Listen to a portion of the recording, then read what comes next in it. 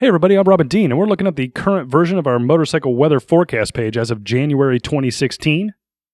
This feature is available to everyone, including those with free memberships and without, although free memberships allow for customization.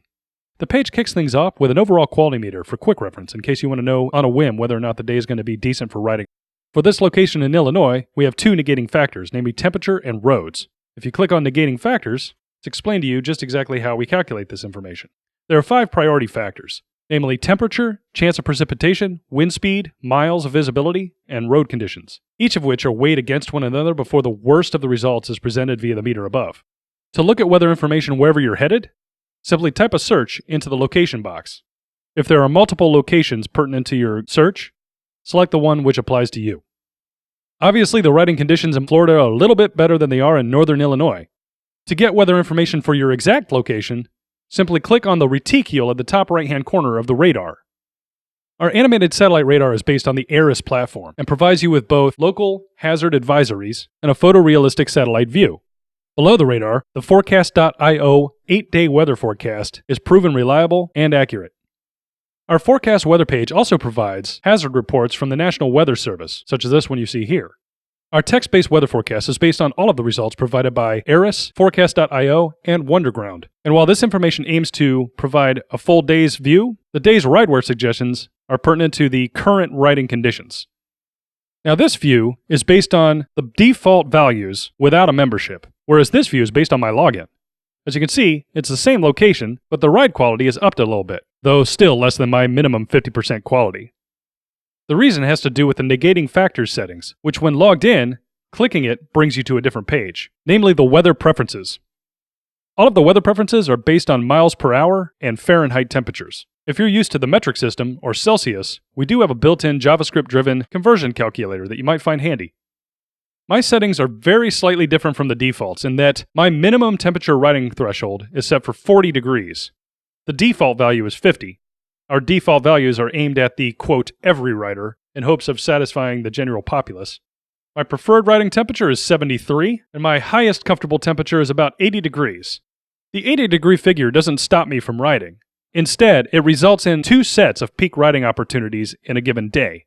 Anything below 80 degrees and my peak riding hours would be sometime in the mid-afternoon.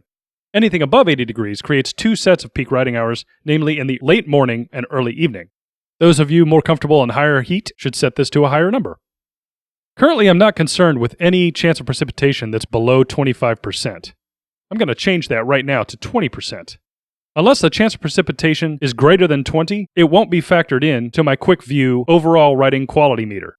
Our road surface conditions algorithm is a combination of 2 sets of variables, namely soft math that's drawn from the dew point and temperature combination and National Weather Service hazard reports.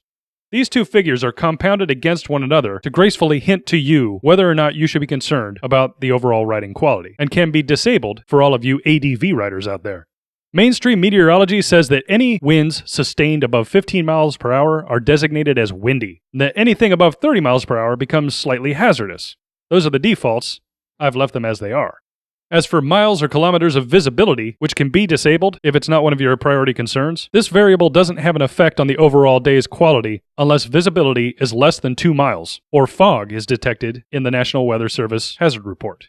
And for those of you who suffer from headaches or migraines due to humidity or barometric pressure, you can factor that information as well, so that you don't become stranded due to headaches or fatigue during a ride. To save your preferences, click the Save Weather Preferences button. Note that on the Weather Preferences page, there's a link that allows you to see how we calculate weather quality. On that page, below this video, is robust and detailed information about the math used to calculate weather conditions, as well as stipulate the accuracy of those calculations before deciding how much they influence the overall quality meter on the main weather page. We realize that all of this information and its algorithms and mathematics can get pretty technical, but we provide it with an open source mindset. By that, we mean that any of you weather nuts out there who find a mistake in our calculations or a better way to figure the weather data, we invite you to double check all of these variables and let us know if any of them might be bettered or are simply incorrect. And that's about it. Again, this brief tutorial is aimed to provide information about the current version of our motorcycle weather forecast page, circa January of 2016. It's available to everyone, regardless of membership, although our free membership allows for useful customizations. For the Riding Obsession, I'm Robin Dean. Safe travels, everyone.